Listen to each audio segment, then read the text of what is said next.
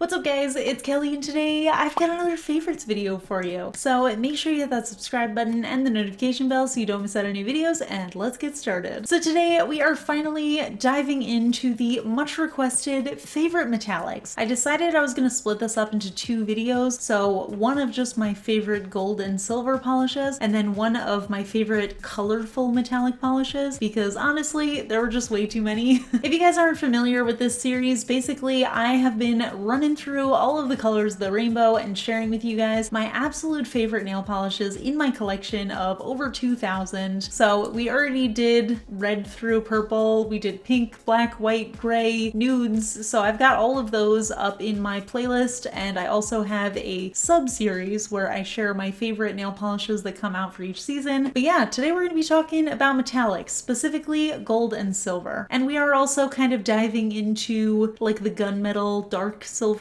kind of color, just because I didn't know like where to draw the line between colorful metallics and gold and silver metallics. So I ended at 12. So we've got 12 favorites to go over today. Some of these may be available, some of these may not be available, but I will put all of the links in the description. So if they are available, you can check them out. If not, hopefully you will find them somewhere, because these are all really good ones. So the reason I decided to do a video of both gold and silver is because honestly, I am extremely picky about what I like in a gold nail polish. Honestly, with my skin tone, for whatever reason, I just feel like gold nail polish doesn't often look very good. So we only have like 4 polishes that I would consider to be gold, and then the rest are in the silver and like dark gunmetal silver range. I'm also not including any glitter polishes or any flaky polishes in here. These are just full coverage metallic finishes, and it's honestly kind of hard to judge what constitutes as a metallic polish. I did Google it, and the internet says that anything that looks like it could be a metal is technically a metallic color, which I feel like did not really narrow it down for me, but I tried my best, so let's just dive right into it. Starting off with the golds, we may as well just start with my absolute favorite gold nail polish, which is STARRILY AU. I actually got this in 2020, and when I did, I immediately fell in love with it. It instantly became my favorite gold nail polish of all time, and for good reason, because it's absolutely perfect. It's a very yellow gold foil color that almost has this duochrome shift from yellow gold into like this burnt orangey kind of gold. And honestly, the term foil is really confusing because again, I googled it and there were very conflicting responses as to whether foil means something that has like a bunch of little sparkly reflective pigments in it like this one does, or if it's the kind that's like super smooth and chrome looking. So I personally refer to this type of polish as a foil, and I refer to the smooth metal looking ones as chromes, so just keep that in mind for this video. But yeah, this one just has incredible coverage. It's a really beautiful bright shade of gold, and I just love how the edges look kind of burnt. It's just very dimensional, very gorgeous, incredible coverage. It's a one coater on me, and I just absolutely love it. Next up, we have another one that I actually got in 2020, and that's OPI This Gold Slays Me. And this one is actually more of a chrome kind of finish. It does have a little bit of that pearlized streakiness to it. Personally, I love that. I think it really elongates the nail bed and it makes the polish look like super classy. But yeah, this one is another really warm, almost yellowy gold. And honestly, when I first got this, I absolutely love it. The problem is I just feel like it doesn't really suit my skin tone. I feel like it kind of clashes with my own personal undertones, but honestly, it's just such a pretty shade that I absolutely had to include it because I would wear it anyway. I think it's really beautiful. It is a really thin formula, so you definitely need at least 2 coats for full coverage, and also because it has that pearlized finish, you do have to be pretty careful with application. What I like to do is I like to be kind of sloppy in my first coat, not really care about the brush strokes, just really more focus on the opacity, and then the second coat I will go in and be super careful to make sure that my brush strokes start at the top of my nail, finish at the bottom, and look really nice. Next up, we have the Picture Polish Stamped Gold. Now, this is actually technically a stamping polish. However, it does come in the normal picture polish bottle, and it does have the normal picture polish brush. And honestly, you could wear this as a normal polish, so I'm gonna go ahead and count it just because I absolutely love this one. It's like this really soft champagne gold color. It's extremely flattering. I feel like this is one of those universally flattering golds. Like, it doesn't matter what your skin tone or undertone is. I think it's just gonna look incredible on everyone. Bonus points because it's absolutely incredible for stamping as well, but I was just really impressed that Picture Polish managed to make a line of polishes that that are for stamping that you could also wear on their own. So it's really cool if you wanted to do an accent nail or if you wanted to do a stamped accent nail. This just really works well for both options. Again, because it is a stamping polish, it is super opaque, so this one does give me 1 coat coverage. So after all of these kind of new polishes, we have one that is extremely old. This is Color Club Dirty Money, and this is the only one that I feel like is kind of breaking my rule of no glitter, but I feel like this is like a very metallic gold base anyway, so I'm just gonna go ahead and bend the rules slightly for this one because I really wanted to show it to you guys. This was actually from their 2014 textured 7 Deadly Sins collection. I actually got these polishes before I even started on YouTube. Back when I was a blogger, I got these and I loved all of them. I don't know if you guys know this about me, but I absolutely love textured nail polishes. I remember when textured nail polishes were all the rage and they were my absolute favorite, and I really wish brands would do them more often again like they used to. But this one in particular is just absolutely incredible. Again, it's like this champagne gold color, but it also has these little silver hex glitters running throughout, and of course it is that textured sandy kind of finish. Honestly, I just think this is the perfect accent nail color, but it's also just so blingy and bright that it makes a really good full manicure. Like if you really want to wow people, this is the color to use. And honestly, I loved this whole collection. Like I feel like this was a very timeless collection, and I just found out that it's still available from HP Beauty Bar, so 100% had to include this one. It's perfection. Okay, this is the last one that I would even consider to be somewhat gold, and it's really not. This is OPI Comet Closer, and this one's actually really funky. It's kind of like this, like,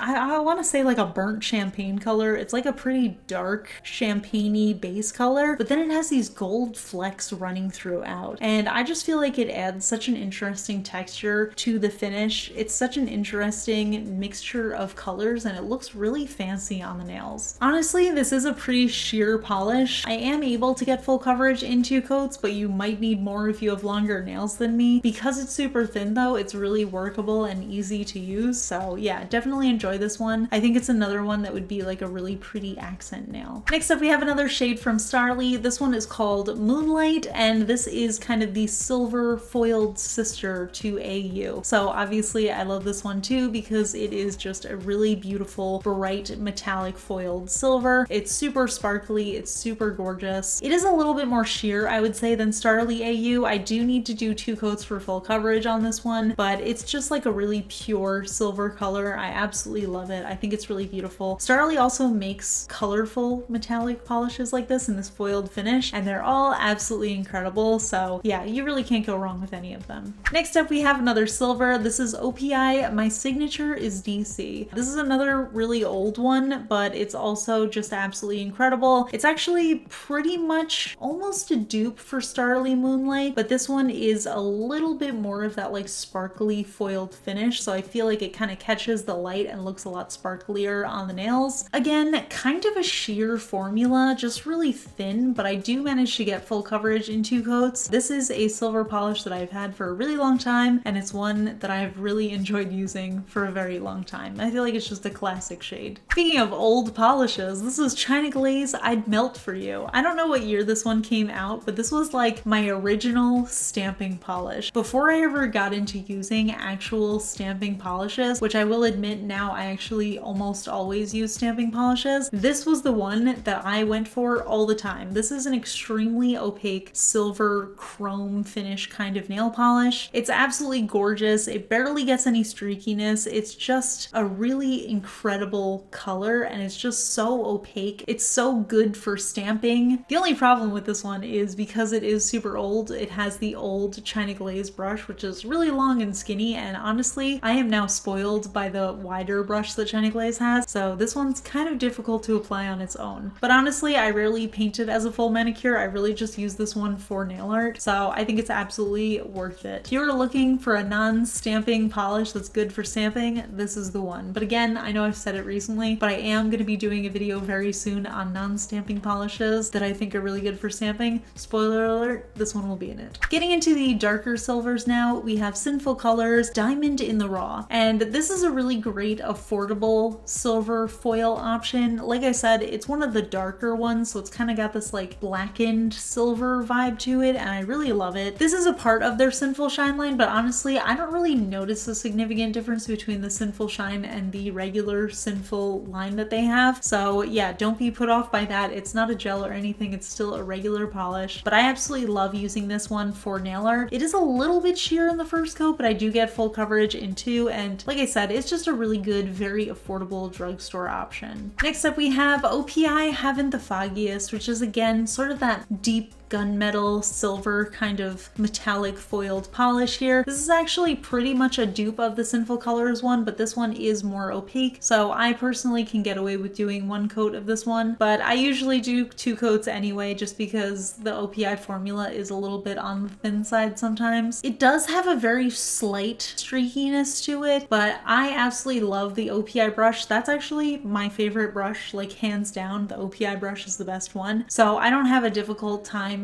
getting the streakiness to look nice on this. Like I said, I usually just do the first coat just applying it as normal, and then the second coat like a nice thin finish with that soft streakiness, so I really love that. Next up, we have a recent one. This is Orly Love It Frostbite. This is actually what I'm wearing on my nails right now. This was part of their breathable line for winter 2020, and I instantly fell in love with it. It's basically, again, just this deep gunmetal silver metallic shade. It does have that chrome kind of finish to it, and this one is absolutely a one coater on me. I'm wearing one coat on my nails right now. It does have a little bit of a streakiness to it when you're applying it, but I feel like it dries down so that you don't see any of that streakiness, which is really nice if you're not into that. And the Orly brush and the Orly formula, I just absolutely love them as well. I just think the application is so easy, and it is a little bit on the thicker side, not difficult thick, but it's thick enough that one coat really does feel like a full manicure. So if I can get away with one coat of an Orly, I will absolutely just wear it in one coat, which is actually ironic considering they are the biggest nail polish bottle I own, coming in at 18 milliliters. But yeah, absolutely love this one. This was my first experience using the breathable line as well, which I really enjoyed, but I definitely want to get more into this line because I really liked it. And last but not least, we have the most expensive out of all of my favorite metallic polishes. This is Smith & Colt Sole Purpose. Honestly, I wasn't sure if I should count this in with my gold and silvers because it's kind of a little bit leaning on the blue side, but this was where I decided to draw the line before we got into the colorful metallics, so I'm just kind of lumping it in with those gunmetal colors. This is another one that's kind of a foiled shade, and again, it's that deep gunmetal color, but if you look at it really closely, you can actually see that there's like a pink fuchsia-y kind of sparkle in here, as well as like a very subtle hint of a green sparkle as well. So from a distance, it looks like it's just that one solid color, but up close, you really see a lot of range of color within the polish, which I think makes it so special. It is pretty sheer on the first coat, but I do get full coverage in second, and like I said, it's just that depth and rainbow of foil in here that just makes it so interesting. It also comes in this really luxurious bottle. This is like the heaviest bottle ever. I think this is 15 milliliters. No, this is actually 14 milliliters, but it's got this massive cap on it that's just, it adds a lot of weight to it, so it feels like a really nice luxury item. Like, this is the type of polish that you would want to put on display because it's just really pretty and fancy looking. It kind of reminds me of like a perfume bottle. But yeah, I really like this one. I like this brand, and I think this is a really pretty color. So yeah, those are my favorite gold and silver metallic polishes. And again, like I said, these were just the full coverage gold and silver ones. I am going to be doing yet another video on my favorite colorful metallic ones, and then I'm also going to be doing my favorite non-hollow glitter ones because I've already done my favorite hollow ones. But yeah, this one felt short and sweet. I feel like it's been a long time since I have done a favorites video that had less than 15 nail polishes in it, but it feels pretty good to have a nice short easy video. So, you know, I hope you guys found this helpful. Honestly, the thing with gold and silver is there's a lot of very similar colors out there. You just have to find the ones that have the best formula. So these for me were like the top formulas, so that's why I call them my favorites. So yeah, if there's any other favorites videos that you want to see, let me know in the comments, and if there's any other metallic polishes that you are just dying to share with the world, you can also share them in the comments as well, and we can chat about them. If you enjoyed this video, please give it a thumbs up. It lets me know I'm doing a good job, and if you're not already subscribed to my channel, please consider subscribing. I put out new videos every Tuesday, Friday, and Sunday. Big shout out to my Cosmic Admirals on Patreon, Amanda M, Braxton Scott, and Rainbow J. I really appreciate the support, and I will see you guys in the next video.